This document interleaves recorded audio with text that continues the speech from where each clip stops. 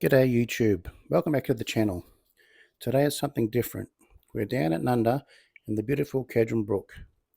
We're here at the site of the drowning of Reverend John Gregor in 1848. Or was it a drowning, or was it something more sinister? John Gregor was a minister in Scotland who travelled to Australia in 1837.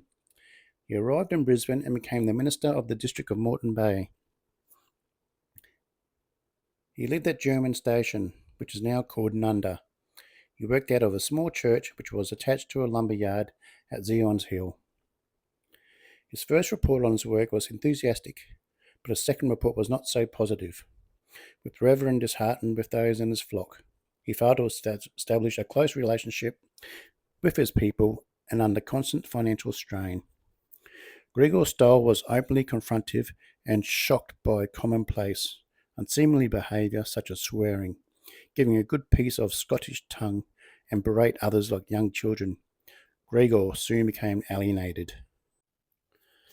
In 1846, John Gregor had the unfortunate task of performing his brother's burial service. His brother Andrew, a local grazier, and his heavily pregnant female servant had been killed by Aborigines near Caboolture. By the late 1840s, it became clear that the mission on Zion's Hill was a failure. 2 years later, in 1848, John Gregor told his neighbour, Theodore France, that he was feeling the heat and complained of a headache, and was heading to the Waterhole. About 10 minutes later, German missionary John Peter Niquet came looking for John. Niquet and France went to the Waterhole, which was about 5 metres deep, and after diving in, found his lifeless body.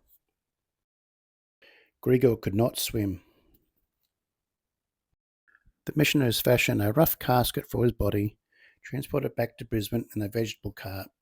However, the miserable scrap of rag thrown over the rude box, the sparse numbers of mourners, the unceremonious way the body was hoisted aloft by the working-class pallbearers, the untidy procession behind the coffin was an insult.